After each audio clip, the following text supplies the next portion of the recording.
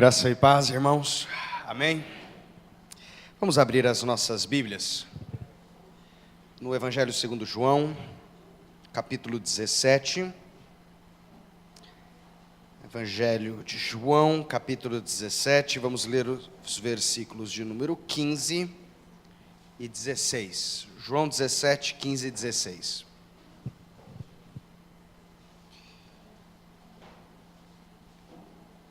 E as Escrituras dizem assim: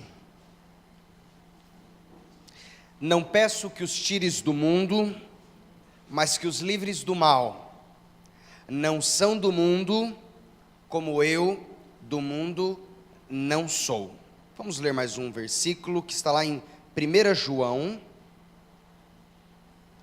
1 João, capítulo 5.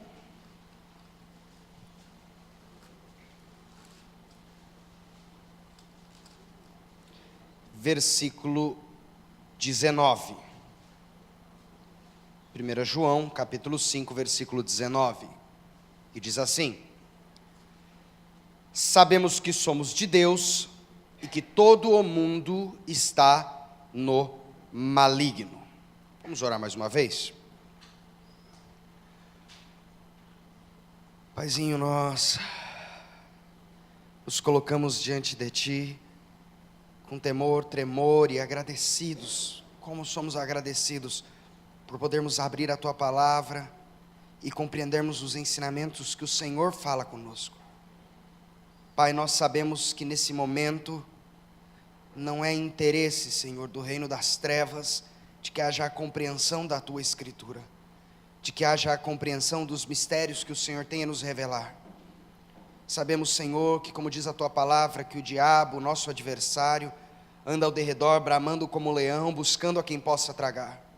Portanto, pedimos, Pai, e a Ti clamamos em nome do Senhor Jesus Cristo, que todo e qualquer principado, potestade, dominador das trevas, hostes espirituais da maldade, sejam repreendidas em nome de Jesus. Pai, pedimos que o Teu Santo Espírito revele a Tua Palavra aos corações que estão aqui, que não hajam influências, Senhor, fora das influências que o Teu Santo Espírito tem buscado trazer ao coração de cada um. Então, em nome de Jesus Cristo, me consagro a Ti e peço que o Senhor fale através de mim, revelando-me e revelando-nos a Tua Palavra. Nós clamamos em nome do nosso Senhor e Salvador Jesus Cristo. Amém. Amém. No primeiro versículo que nós lemos, ali no livro de João, diz que nós estamos no mundo, mas que nós não somos do mundo.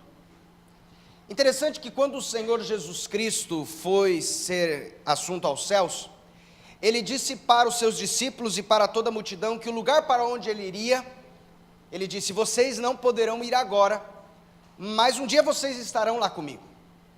Ele disse: na casa de meu pai há muitas moradas, se não fosse assim eu vou-lhe teria dito, pois vou preparar-vos lugar. E quando eu for, eu voltarei para vos levar, para que onde eu estiver, vocês também estejam comigo. E nós lemos aqui em 1 João 5,19, que sabemos que somos de Deus e que todo mundo está no maligno. Então são duas coisas muito importantes que a palavra de Deus diz para nós compreendermos. A primeira, que o mundo jaz no maligno. E quando nós falamos o mundo, estamos falando do quê? Estamos falando do sistema desse mundo, estamos falando do caminhar desse mundo, estamos falando dos processos que esse mundo estão se direcionando. Aliás, a palavra de Deus diz que antes da volta do Senhor Jesus Cristo, o mundo estaria absolutamente perdido debaixo do pecado. O Senhor Jesus Cristo disse que assim como foi nos dias de Sodoma e Gomorra, assim serão nos dias antes da volta do Filho do Homem. E Ele também diz que assim como foram nos dias anteriores ao dilúvio, assim será a volta do Filho do Homem. Então, quando nós olhamos nas Escrituras como foi os dias de Sodoma e Gomorra, ou como foram os dias anteriores ao dilúvio, nós percebemos que tanto a população de Sodoma e Gomorra, quanto a população relacionada ao dilúvio, era uma população corrupta, uma população perdida e uma população que se deleitava profundamente no pecado. Então, por mais que nós busquemos agir de uma maneira positiva perante a sociedade, Nós não podemos esquecer que nós estamos no mundo, o mundo jaz no maligno, e o que a palavra determinou que assim se cumprisse, assim se cumprirá. Mas por que eu estou dizendo isso para vocês? Se nós lembrarmos daquele texto de Mateus, do Sermão da Montanha, onde o Senhor diz assim: vós sois a luz do mundo, e a luz de vocês deve brilhar, para que os outros vejam as boas ações que vocês fazem, e louvem ao vosso Pai que está nos céus. O Senhor está dizendo que ainda que nós estejamos no mundo perdido, e ainda que nós estejamos no mundo que está sendo guiado pelo domínio de Satanás, mesmo assim o Senhor nos mostra que nós devemos agir nesse mundo como luz em meio às trevas, aonde nós estivermos, no que viermos a fazer e aonde estivermos fazendo. Por isso que o apóstolo Paulo, por exemplo, ele vai dizer em Colossenses capítulo 3, versículo 1, e diz: portanto, se já ressuscitastes com Cristo, buscai as coisas que são de cima, onde Cristo está sentado à destra de Deus. Buscai as coisas que são do alto e não as que são da terra, porque já estáis mortos e a vossa vida está escondida com Cristo em Deus. Então, ainda que nós vivamos aqui, e temos que viver aqui até o Senhor nos levar, seja por meio da morte, seja por meio do arrebatamento, nós temos que estar nesse mundo agindo da maneira como o Senhor nos mostra que venhamos agir, mostrando a vida de Cristo através de nós, para que o mundo possa ver Cristo crucificado em nós. E por que eu estou dizendo tudo isso para vocês? Bem, com essa introdução que eu faço para vocês, nós poderíamos caminhar sobre qualquer outro assunto nas Escrituras. Eu poderia falar que nós temos que ser luz perante o nosso trabalho, eu poderia falar que nós temos que ser luz perante a nossa escola, perante a nossa faculdade, eu poderia falar que teríamos que ser luz perante o pessoal da nossa rua, os nossos familiares, e realmente nós temos que ser luz em todos esses lugares. Mas hoje eu queria especificamente falar de um assunto que, pelo menos eu não me lembro de termos dialogado ele aqui nessa comunidade, e eu queria que nós falássemos um pouco sobre política. Vamos falar sobre política na igreja. Semana que vem eleições, e a direção que o Senhor me deu foi que nós falássemos um pouquinho sobre política. Não vou falar para você votar em ninguém, mas o que eu estou dizendo é que o que a Bíblia fala sobre isso? Será que o cristão deve se envolver com a política ou não? Quando nós formos votar, e principalmente no nosso país, no qual nós somos obrigados a votar, que tipo de requisitos nós deveríamos olhar nos candidatos em quem fôssemos votar? E como nós, como cristãos, devemos pensar e agir no tocante à política e às leis do nosso país? Muitas vezes nós estamos dentro da igreja e falamos sobre milhões de assuntos espirituais, mas esquecemos de tratar sobre assuntos práticos do nosso dia a dia. E nos esquecemos de que, ainda que falemos sobre coisas espirituais, você vai chegar provavelmente no começo do mês e vai receber o seu olerite, e no seu olerite vai estar descontado o imposto de renda. E você tem ou não tem que pagar o imposto de renda? Você que é empresário sabe que vai ter que emitir nota fiscal. Emitir nota fiscal para recolher o imposto na nota. E será que você tem ou não tem que recolher esse imposto? E quando nós falamos sobre crimes, hoje é um projeto no Congresso Nacional, PL 122, para criminalizar a homofobia. Por exemplo, o que seria esse projeto? Esse projeto está vinculado, não é uma lei, mas para criminalizar você de não querer ter relações diretas por exclusivamente a pessoa ser homossexual, por exemplo. Então, se eu tiver uma babá, para o meu filho, e eu descobrir que essa babá é lésbica, eu necessariamente não quero que meu filho seja criado por uma lésbica, e eu venho demiti-la pelo fato dela ser lésbica, porque eu não quero. Bem, isso se tornaria um crime. Hoje eu posso demitir sim, se eu sou um ateu, e eu tenho uma babá cristã, e eu não quero que meu filho seja criado por uma cristã, eu posso sim demitir um cristão, pagando todos os direitos, demissão sem justa causa, logicamente, mas isso não me traz nenhuma penalidade criminal. Mas, independentemente disso, há projetos de lei que nós temos que seguir ou não. E se esses projetos forem aprovados, temos ou não que observá-los? Tantas legislações existem no nosso país, como nós devemos nos portar diante delas? A primeira coisa que eu queria que nós conversássemos é: será que o cristão deve ou não, pode ou não, se envolver com a política? Ser um vereador, ser um deputado estadual, ser um deputado federal, ser um senador, ser um governador, ser um prefeito, ser um presidente ou um vice desses cargos? O que vocês acham? Será que sim? Será que não? Vamos lá, levanta a mão para mim, quem acha que sim? Quem acha que sim, que poderia se envolver? Quem acha que não? Muito bem, vocês viram que nós estamos dentro de uma comunidade e que nós temos divergências com relação a isso. E eu queria que nós conversássemos um pouco com relação a essas coisas.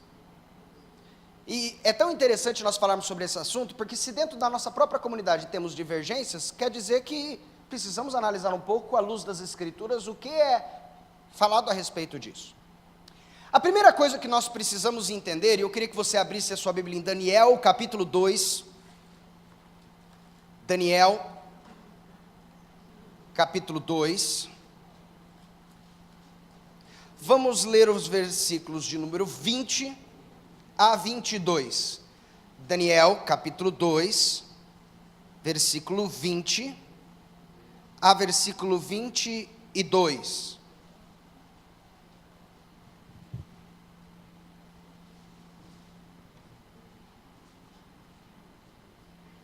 Falou Daniel e disse: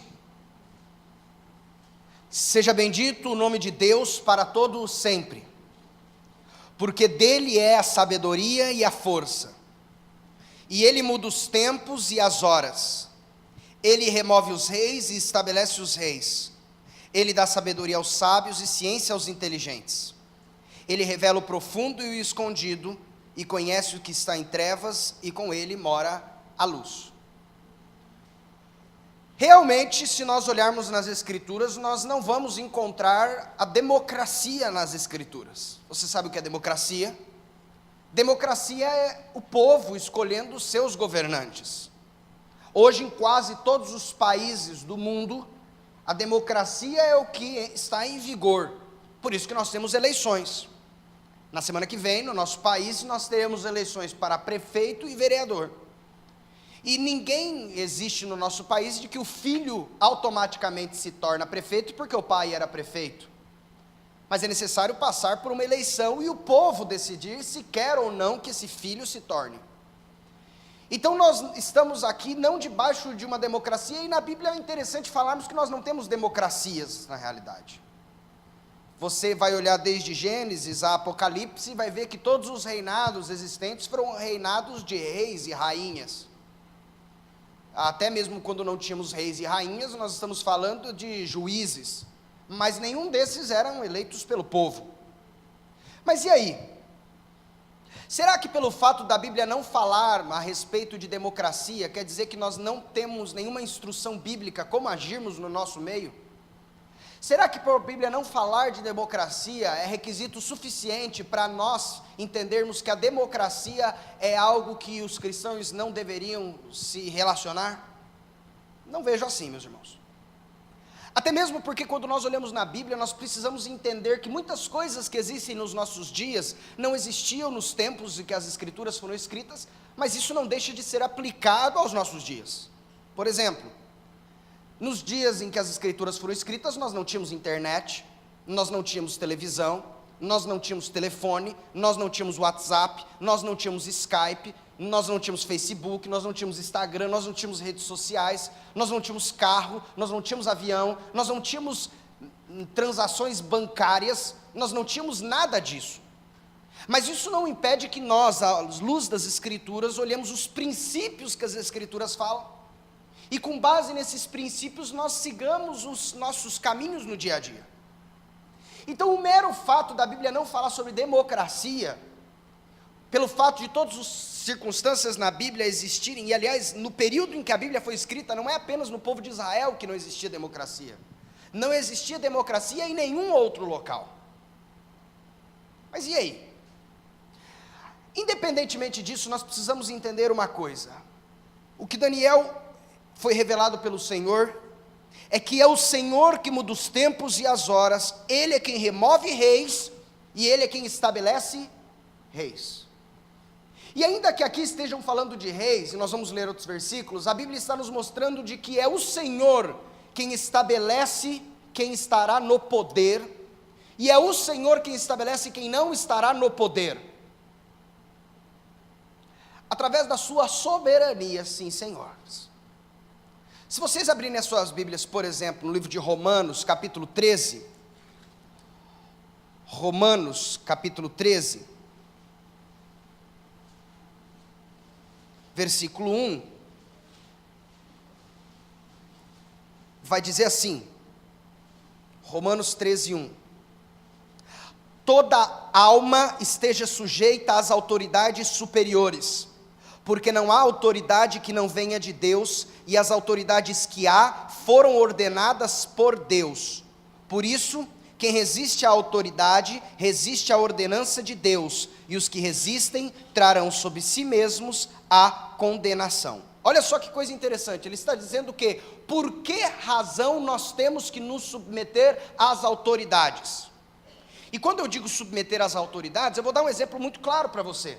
Se você é um comerciante, você tem que submeter às regulamentações que o Inmetro traz para você no seu comércio. Você tem que obedecer às regulamentações que o Detran traz para você, como nós devemos dirigir os nossos carros. E por que nós nos submetemos às autoridades superiores? Porque nós cristãos devemos nos submeter a elas. A resposta é simples. Porque as Escrituras nos dizem que nós devemos nos submeter às autoridades superiores. Porque não há autoridade superior que não foi instituída por Deus. Então, quando nós falamos que temos que nos submeter às autoridades superiores, talvez passe pela sua cabeça algumas coisas. Bem, Felipe, você está dizendo então que é Deus quem institui as autoridades. E na verdade, Deus nos usa para instituir, porque na verdade não dependerá muito bem de nós. Porque ainda que todos nós, domingo, formos votar, você está dizendo que Deus é quem vai instituir a autoridade superior. Realmente é isso que eu estou dizendo à luz das Escrituras. Que Deus, através de nós, dos nossos dedos, vai lá votar e vai instituir quem serão as autoridades superiores. Mas o que eu quero dizer para os irmãos é que talvez você diga assim para mim: se você está dizendo que Deus institui as autoridades superiores, então o que você vai me dizer de Hitler, Stalin? O que você vai me dizer dos líderes mais cruéis que existem na humanidade? Que Deus instituiu eles lá para que eles fizessem esse terror? Você está dizendo para mim então que se Deus instituiu as autoridades, Deus colocou o Hitler no poder para que ele criasse uma guerra mundial e matasse milhões e milhões de judeus? Vamos pensar um pouco sobre isso? Alguém poderia dizer, e agora? Quero ver. Abra sua Bíblia no livro de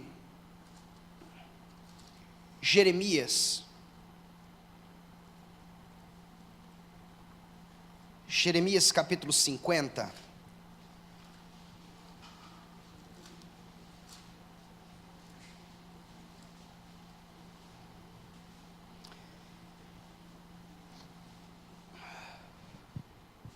O povo de Israel desobedece os caminhos do Senhor. O povo de Israel descumpre as leis do Senhor e o Senhor envia profetas a eles dizendo: desviem-se dos seus caminhos, voltem aos meus caminhos, e se vocês voltarem aos meus caminhos, vocês não pagarão o preço pela desobediência de vocês. Mas eles não retornam aos caminhos do Senhor, e eles pioram os seus caminhos diante do Senhor. E o Senhor manda outros profetas, mas eles pioram os seus caminhos. E o Senhor encaminha outros, e outros, e outros, e outros, e outros, mas nada parece funcionar. O povo de Israel já estava dividido em duas partes, o reino do norte e o reino do sul. O reino do norte era chamado Israel mesmo, o reino do sul era chamado povo de Judá. O reino do norte já havia sido levado cativo para a Síria. E o reino do sul o reino no qual os reis eram os descendentes de Davi, ainda desobedeciam ao Senhor de modo tal que chegaram no reinado de um rei chamado Manassés. E esse rei chamado Manassés, a Bíblia diz que foi o pior rei que existiu em toda a terra de Judá. Rei esse que colocou ídolos dentro do templo do Senhor, que ofereceu os seus filhos e o sacrifício dos filhos do povo aos deuses, que fazia reais sacrifícios satânicos e demoníacos no meio do povo de Judá. E chega o momento no qual o Senhor disse: chega, será cumprida a palavra que o Senhor havia estabelecido. E desde Isaías, na realidade, ele vem profetizando, dizendo: virá um inimigo do reino do norte, e esse inimigo do reino do norte, o qual eu instituirei, esse inimigo do reino do norte cumprirá o meu juízo sobre vocês, para que haja um ensinamento sobre vocês, por culpa da desobediência à minha palavra. E o povo não dá credibilidade àquilo que o profeta Isaías diz. E anos depois vem o profeta Jeremias, e o profeta Jeremias está ali, e ele continua dizendo: olha, vai vir um inimigo do reino do norte, arrependam-se diante do Senhor. Mas eles não arrependem-se diante do Senhor, e de repente chega um inimigo. Inimigo esse que uma vez havia estado no reinado de Ezequias, muito tempo antes, havia feito uma visita para a terra de Judá. Esse inimigo chamava-se Babilônia. O seu rei, nesse momento, chamava-se Nabucodonosor. E eles chegam perante a terra de Judá, e agora Jeremias traz uma profecia vinda do Senhor e diz: entreguem-se, não tentem lutar contra esse rei de Nabucodonosor, porque o Senhor é quem o está enviando. Não adianta vocês lutarem contra ele, porque ele é um inimigo enviado da parte do Senhor. Ele é um instrumento usado pelas mãos do Senhor para cumprir o seu juízo. Se vocês não lutarem, vocês serão levados cativos, não há nada que vocês possam fazer agora. Mas vocês não morrerão, a cidade não será destruída. Mas ao invés de ouvirem a palavra do Senhor, falada por intermédio de Jeremias, eles rebelam-se. O próprio rei, no qual Jeremias escreve tudo isso num rolo, e entrega para ser lido na presença do rei. O rei pega isso e com um estilete, ele rasga o rolo e joga no fogo, e diz: não vamos nos entregar. Então Babilônia vem e entra em Jerusalém, domina perante todo o reino de Judá e leva cativos os cativeiros. Passa muitos anos, Babilônia cresce, Babilônia fica forte, Babilônia se engrandece, uma cidade adúltera e idólatra, que oferecia os seus filhos também como sacrifício aos deuses. E por que Deus permitiu que alguém fosse assim? Para cumprir o seu juízo. Mas quando cumpriu aquilo que lhe competia pelas mãos de Nabucodonosor, pelas mãos da Babilônia, Jeremias traz uma profecia daquilo que aconteceria em Jeremias 50 e diz assim: palavra que falou o Senhor contra a Babilônia, contra a terra dos caldeus por Jeremias o profeta. Anunciai entre as nações e fazei ouvir, e arvorai um estandarte e fazei ouvir e não encobrais. Dizei: tomada é a Babilônia, confundido está Bel, atropelado está Merodach, confundido estão os seus ídolos e caído estão os seus deuses. Porque subiu contra ela uma nação do norte, que fará da sua terra uma solidão, e não haverá quem habite nela, desde os homens até os animais. Eu gostaria que os irmãos lessem o versículo 7. Todos os que se achavam, todos os que as achavam, as devoravam. E os seus adversários diziam: culpa nenhuma teremos, porque pecaram contra o Senhor e a morada da justiça, sim, o Senhor, a esperança de seus pais. Fugi do meio da Babilônia e saí da terra dos caldeus, e sede como os carneiros diante do rebanho. Ele está dizendo: depois de eu ter cumprido tudo aquilo que eu havia feito, e levantado Babilônia para um fim específico, o Senhor, que é o justo juiz, agora dará o justo julgamento também à Babilônia. Eu me lembro das escrituras quando dizem de Ezequias, e que de repente chega a Ezequias um rei chamado Senaqueribe, rei da Assíria. E Senaqueribe chega e manda um mensageiro para Ezequias e diz assim: Ezequias, entreguem-se todos, porque senão haverá guerra contra Israel. E Ezequias estava servindo ao Senhor. Ezequias era um homem que cumpria os mandamentos do Senhor. Ezequias era um homem que havia reformado a casa do Senhor, que havia tirado todos os ídolos que os seus pais haviam deixado na casa do Senhor. Mas mesmo diante de todos esses acontecimentos, Senaqueribe encaminha mensageiros e diz: eu conquistei todos os outros povos ao redor, e os deuses de nenhum dos outros povos pôde contra mim. E o reinado da Síria era o maior reinado que existia na face da terra naquele período. O seu exército era um exército monstruosamente grande. Então eles clamam diante do Senhor, pegam as cartas encaminhadas por Senaqueribe, vai diante do altar do Senhor e coloca diante do altar do Senhor e clama ao Senhor dizendo: Senhor, a ti clamamos.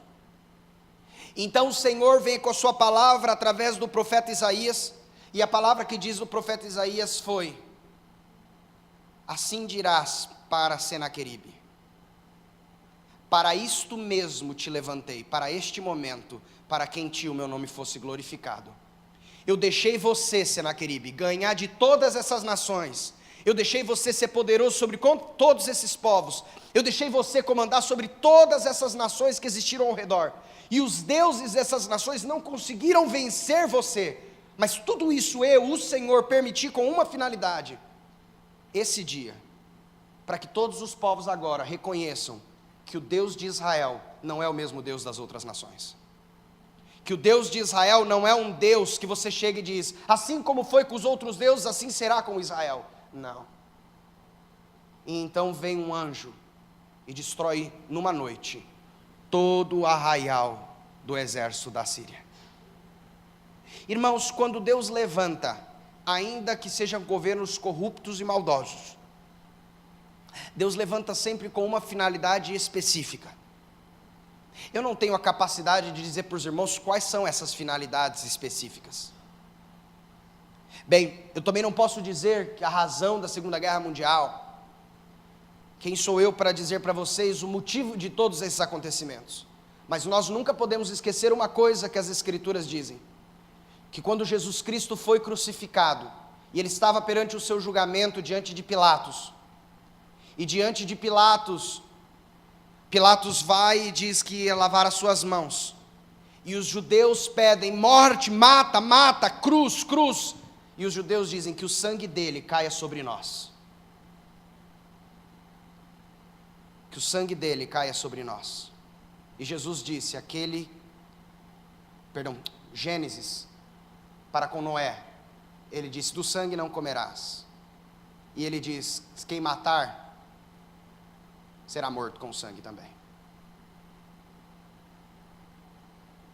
Irmãos, nós somos influenciados todos os dias pela política em nossas vidas. Nós estamos aqui por causa da política. Se hoje viesse uma lei dizendo que não poderia haver cristãos no país, nós teremos que estar de maneira escondida, mas nós só estamos com essa porta aberta porque a política nos permite que nós estejamos aqui. Porque Deus, por intermédio da política, e quando eu falo política, às vezes você pode dizer: Filipe, o que significa política? Política é uma palavra grega que significa a serviço do povo. Só que muitas vezes nós confundimos política com politicagem. Você sabe a diferença de política e politicagem? Política significa a serviço do povo, politicagem significa a serviço de mim mesmo. A questão é que muitas vezes chamamos política de politicagem, e chamamos politicagem de política, e precisamos entender a diferença entre essas coisas. Irmãos, nós olhamos nas Escrituras homens de Deus que foram instituídos em cargos importantes para finalidades específicas.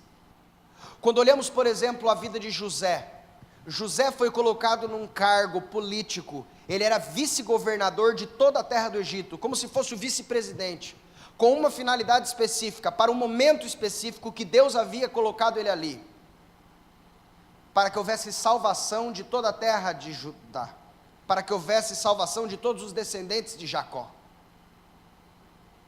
Quando Deus coloca Daniel ali, há uma finalidade muito específica pela razão que Deus permitiu que Daniel se instituísse no meio político. E você vai dizer, política? Sim. Se os irmãos se lembram, quando Daniel revela os sonhos de Nabucodonosor, o Senhor institui ele num cargo. Nabucodonosor o coloca ele como príncipe de todos os magos e astrólogos que existiam. E quando no reinado do rei Dário, nós olhamos nas escrituras, nós vemos que no reinado do rei Dário havia rei Dário, haviam 3 príncipes, haviam 120 presidentes. E dentro desses 3 príncipes, Daniel era um dos príncipes, que governava sobre toda a terra dos medos e persas. O que isso significa? Que quando nós olhamos todas essas coisas, nós vemos que Deus instituiu nas escrituras homens que estivessem, servos seus, que estivessem em cargos de direção.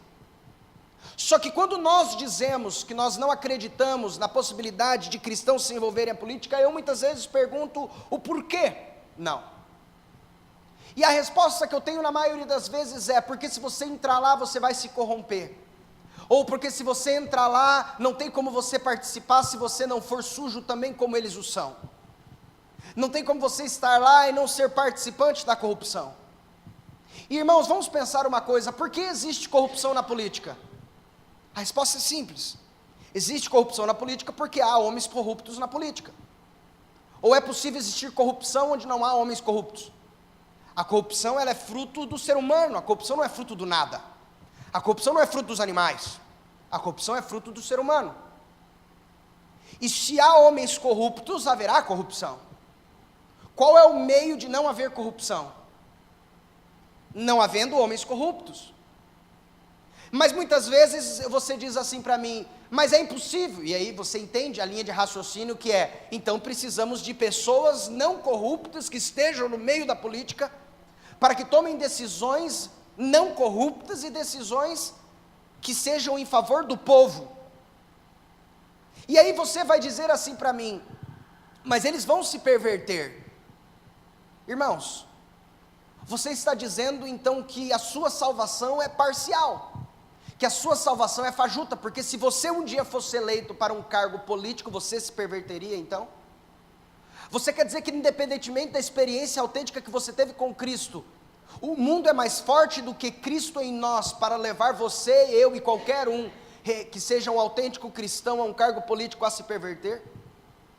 E mais do que isso, irmãos, você está querendo dizer que Deus não quer que os seus servos tomem decisões que influenciarão os seus servos?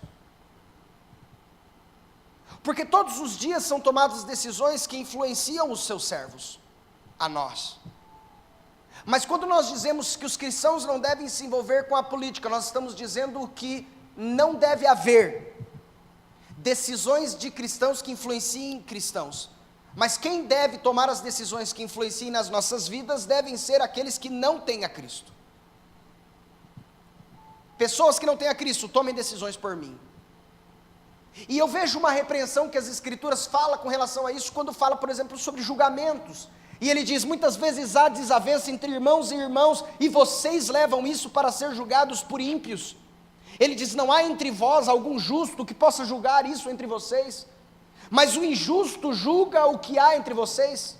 Ele diz, na verdade, nem mesmo deveria haver desavença entre vocês, mas se existiu e haverá desavença entre vocês, levem para algum justo, levem para algum homem e mulher de Deus que faça o julgamento dessa desavença entre vocês. E nós estamos dizendo entre nós que o correto seria que pessoas que não têm o mínimo de respeito, o mínimo de compromisso e o mínimo, pessoas que não têm a Cristo guiando os seus passos, sejam aquelas que guiem os nossos passos no âmbito da política. Eu concordo, irmãos, que eu não vejo que a política, ela deve ser para todos. Mas que assim como cada um de nós tem a vocação para a qual fomos chamados, assim muitos não são chamados para isso. Mas nós não podemos desprezar e denegrir aqueles a quem o Senhor assim o chamar. Eu sei que muitas vezes nós temos estado decepcionados com aqueles que se denominam cristãos e têm ingressado na política. Mas assim, irmãos, temos estado decepcionados com pastores que se dizem pastores, com levitas que se dizem levitas, com irmãos que se dizem irmãos, e que na realidade não eram. E isso haverá em todos os lugares. Como um político deve ser? Eu gosto muito desse texto. Abra sua Bíblia no livro de Esther. Esther.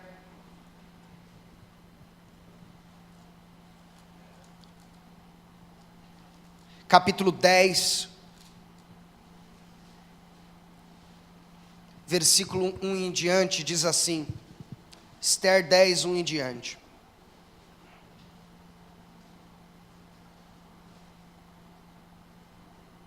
Depois disso, pôs o rei Assuero tributo sobre a terra e sobre as ilhas do mar, e todas as obras do seu poder, do seu valor, e a declaração da grandeza de Mardoqueu, a quem o rei engrandeceu, porventura não estão escritas nos livros das crônicas dos reis da Média e da Pérsia. Presta atenção no versículo de número 3. Porque o judeu Mardoqueu foi o segundo depois do rei Assuero. Olha só, ele é como se fosse aqui o vice-presidente. E grande para os judeus, e agradável para com a multidão de seus irmãos, procurando o bem do seu povo, e trabalhando pela prosperidade de toda a sua. Olha só, você acha, eu não creio, irmãos, que a Bíblia traz nenhuma informação desnecessária. Ela traz a informação de Mardoqueu, que foi colocado num cargo político, e agora eu entro na segunda pergunta, ou melhor dizendo, na segunda resposta para você. Como um político deve ser à luz das Escrituras? Eu acho que esse texto nos diz de maneira muito clara. Ele diz, procurando o bem do seu povo e trabalhando pela prosperidade de toda a nação. Você sabe qual é o melhor político? O político que é político no sentido da palavra política, que procura o bem do povo, e não o político que procura a sua politicagem, que procura o bem de si mesmo. Eu não acredito ser correto nós apresentarmos de púlpito o nome de nenhum político. Acredito que de púlpito o único nome que deve ser glorificado, exaltado e apresentado é o nome do nosso Senhor Jesus Cristo. E a única coisa que podemos falar é aquilo que a palavra nos instrui genericamente sobre todos os assuntos. Não acho errado você ter um político que você apoia, mas a pergunta é por que você apoia? O grande problema da corrupção é que nós somos corruptos muitas vezes dentro do nosso próprio apoio, porque não apoiamos aqueles a quem estarão fazendo um bem para a nação, mas estamos apoiando aqueles que fazem bem a nós mesmos. Se eu for eleito eu vou te dar um emprego, então eu vou te apoiar. Mas isso é politicagem. Por que isso é politicagem? Porque o bem está direcionado a você especificamente. Eu vou apoiar você se você me der combustível. Isso é o quê? Isso é politicagem. Isso é contra os princípios das Escrituras, porque nós estamos apoiando pessoas que na realidade, desde a sua candidatura, já estão demonstrando que os seus princípios não são princípios que vão seguir em favor de todo o povo, mas que são princípios individualistas, que são princípios em favor de uns e outros. Abra sua Bíblia no livro de Provérbios, no capítulo 16,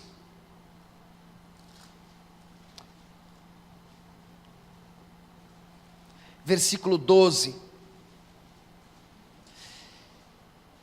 ele vai dizer assim: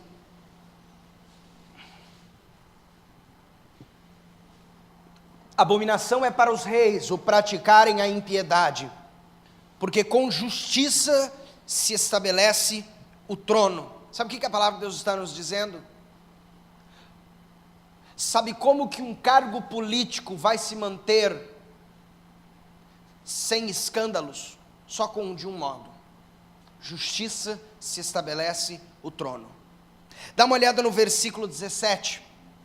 O alto caminho dos retos é desviar-se do mal, o que guarda o seu caminho preserva a sua alma. Procure políticos que desviam-se do mal, que desviam-se da corrupção, que desviam-se dos interesses obscuros, que desviam-se da propina indireta.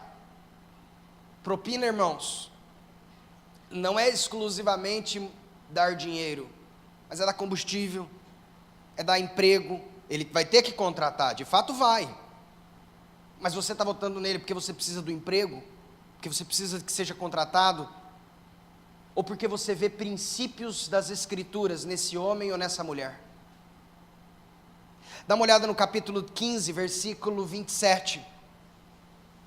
O que se dá à cobiça perturba a sua casa, mas o que aborrece as dádivas viverá. Cobiça, corrupção, dinheiro ilícito, o que se dá à cobiça perturba a sua casa, mas o que aborrece as dádivas viverá. Quando você for votar, e eu vou falar em todas as votações, mas eu vou direcionar para você na semana que vem, procure homens, mulheres, no qual você visualiza princípios cristãos. Eu sei que o voto nulo e o voto em branco, na prática, ele não tem finalidade alguma. Porque o seu voto nulo ou o seu voto branco apenas serve para que você não vote. Que você esteja lá presente e não faça voto nenhum. Não é verdade isso, que se um monte de gente não votar em branco e nulo, a eleição é anulada. Isso não é verdade. Então o seu voto branco, o seu voto nulo, na realidade é você não votando. Mas sejamos sinceros, é melhor não votarmos, estarmos lá votando, mas não votando, do que você votar apenas por votar, e colocar alguém, e dar a mão, e bater nas costas, de qualquer pessoa que você não tem a mínima noção, se segue ou não os princípios, ou muitas vezes você fala, eu vou ver quem é o menos pior. Se você já acha que nenhum deles tem capacidade de estar, não seja participante em colocá-lo ou colocá-la ali. Veja conforme as Escrituras, se aquele que você votará, estará observando os princípios da palavra. E de igual modo, irmãos, veja se um dia você se candidatar, se a razão pela qual você está se candidatando é para observar os princípios da palavra, ou para conseguir um emprego, ou para conseguir um dinheiro, ou para conseguir modos e meios. E eu caminho com os irmãos para só uma posição, que independentemente da política, nós sempre precisamos ter em mente, irmãos, de que estamos cumprindo o nosso dever como cidadãos aqui no Brasil, mas que de fato o nosso viver no dia a dia não pode ser apenas como cidadãos do Brasil, mas o nosso viver como dia a dia tem que ser como cidadãos celestiais, porque ainda que nós estejamos aqui, a nossa pátria não é aqui mais, não é aqui mais se tivermos uma experiência com Cristo. Você sabia que um brasileiro, de acordo com a nossa Constituição, tem como deixar de ser brasileiro? Você vai dizer, como assim, Felipe? É verdade. Se você alcançar a cidadania de outro país, isso está na nossa Constituição, se você alcançar a cidadania de outro país, você perde a cidadania brasileira, exceto se a cidadania que você alcançar do outro país for uma cidadania originária, e vou explicar o que é isso, ou se for absolutamente necessário para que você tenha um emprego no outro país. Como assim? Vamos lá. Vamos supor que eu, Felipe, desejo morar na Itália, e eu vou para a Itália, e eu gostei tanto da Itália, e vamos supor, eu não conheço as leis italianas, mas que se alguém morar 15 anos na Itália, pode solicitar a cidadania italiana. E eu morei 15 anos na Itália, e eu solicitei a cidadania italiana.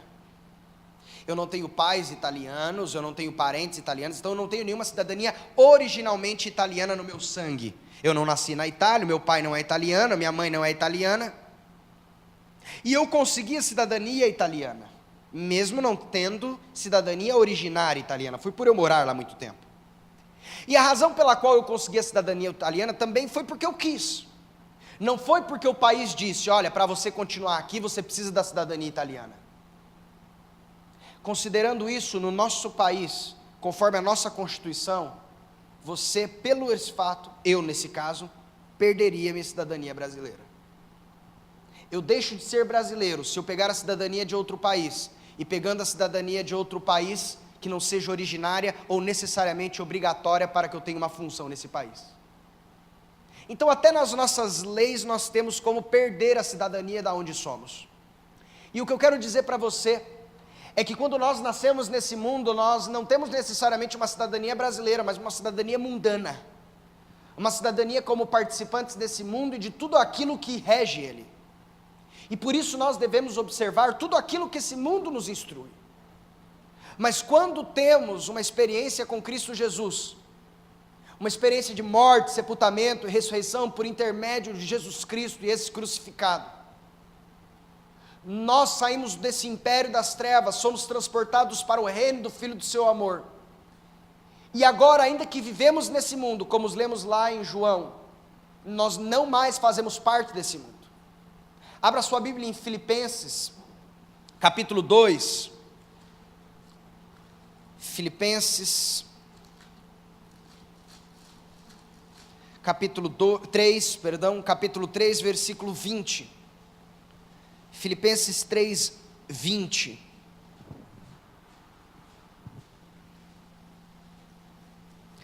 E vai dizer assim: mas a nossa cidade está nos céus, donde também esperamos o Salvador, o Senhor Jesus Cristo. Em algumas traduções, a nossa cidadania. A nossa cidade está nos céus, onde aguardamos o nosso Salvador e Senhor Jesus Cristo.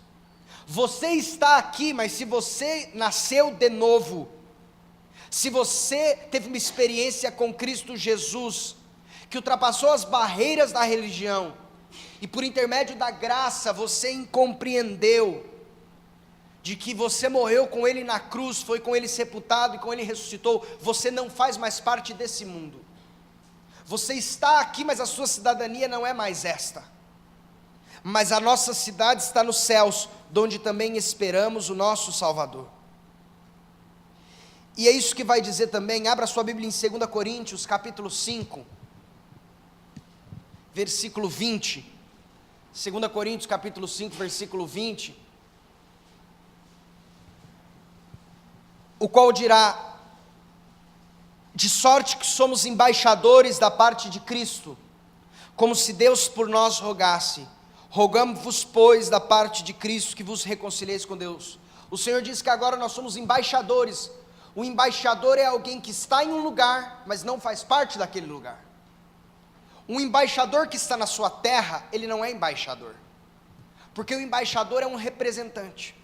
E quando o Senhor olha para mim, olha para o pastor Paulo, olha para a Vanderluce, quando o pastor olha para o Gercílio, olha para o Polaco, olha para mim e ele diz: você é um embaixador, ele está dizendo: você está aqui como meu representante.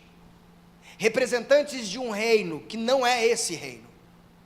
E agora nós, como representantes, temos uma finalidade neste reino, irmãos. Eu amo muito a oração que o Senhor Jesus Cristo nos ensinou, que dizia: Pai nosso que estás nos céus, santificado seja o teu nome, venha a nós o teu reino. E irmãos, quando nós falamos venha a nós o teu reino, nós estamos dizendo: nós não somos daqui, mas nós queremos a influência do teu reino aqui. Eu quero influenciar na política, eu quero influenciar na família, eu quero influenciar no meu trabalho, eu quero influenciar na minha escola, eu quero influenciar na faculdade, eu quero influenciar junto aos meus clientes, eu quero influenciar junto aos meus empregados e aos meus empregadores. Por quê? Porque eu sou o embaixador, eu sou um representante, e ele diz: venha a nós o teu reino, seja feita a tua vontade, assim na terra como é no céu. Você tem que ser um instrumento de Deus para a manifestação do seu reino nesse mundo, enquanto o Senhor não volta para levar-nos a Ele, e que todo o reino será do Senhor, diz a palavra. Por isso eu acredito, irmãos, que sim, nós temos que ser influenciadores em todas as áreas da nossa sociedade, porque assim diz as Escrituras. Ele não diz para que o seu reino venha parcialmente. Nós temos que influenciar, irmãos, como cristãos, no entretenimento, na música, temos que influenciar nas artes, temos que influenciar como cristãos na política, temos que influenciar como cristãos em todas as áreas, para que assim como a palavra de Deus diz, que a terra se encha do conhecimento do Senhor, como as águas cobrem o mar. Seja um instrumento do Senhor, seja na política, seja onde você estiver. E se você não está na política, seja um auxiliador, para que aqueles que o Senhor tem colocado como instrumento para estarem lá, lá estejam. Que em todas as coisas o Senhor seja glorificado pelas nossas atitudes, para que, como diz a palavra, já estou crucificado com Cristo, vivo não mais eu, mas Cristo vive em mim. E a vida que eu agora vivo nessa carne, vivo-a na fé do Filho de Deus, o qual me amou e a si mesmo se entregou por mim, trazendo sempre por toda parte o morrer de Cristo, para que a vida dele se manifeste em nós. Que a vida dele se manifeste em nós. Amém?